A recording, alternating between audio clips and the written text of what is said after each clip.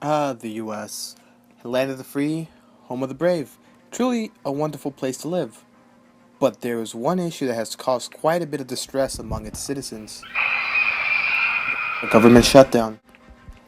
It all started when President Trump decided that it'd be pertinent to create a wall on the US Mexico border to keep Mexicans from crossing into the US illegally.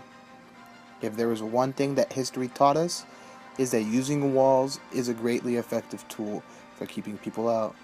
Well, at least people without ladders.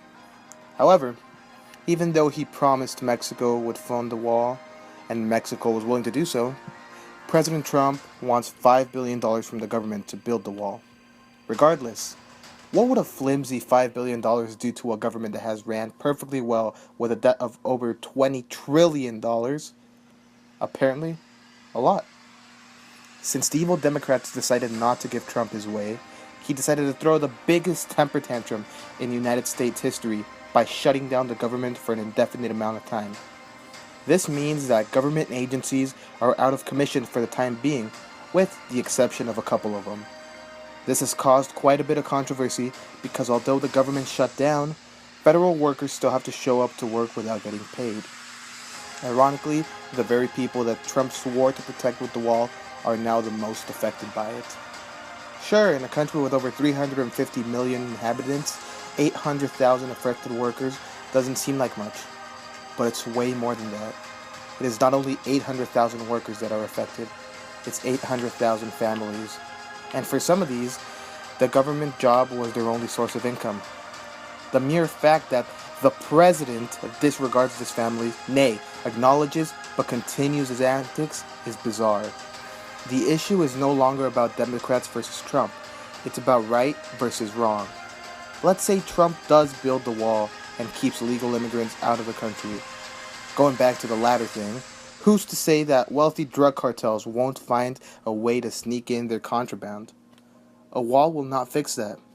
What will fix this is President Trump setting his pride aside and ending the shutdown once and for all. And then maybe President Trump could allocate the resources, the money, and everything to prevent cartels and contraband from entering the US. It is a simple yet difficult task that, if done, will improve Americans' quality of life. But you don't have to hear it from me. You can also hear from government expert Cardi B. She has quite a bit of opinion on the government shutdown. Federal government workers to go back to work without getting paid. Now, I don't want to hear y'all motherfuckers talking about, oh, but Obama shut down the government for 17 days. Yeah, bitch, for health care. So your grandma could check her blood pressure and you could go check your pussy in the gynecologist with no motherfucking problem. Now, I know a lot of y'all don't care because y'all don't work for the government or y'all probably don't even have a job, but this shit is really fucking serious, bro. This shit is crazy. Like, our country is in a hellhole right now. All for a fucking wall. And we really need to take this serious. I feel like we need to take some action. I don't know what type of action because this is not what I do, but bitch, I'm scared. This is crazy. And I really feel bad for these people that gotta go to fucking work to not get motherfucking paid. Okay, that was epic.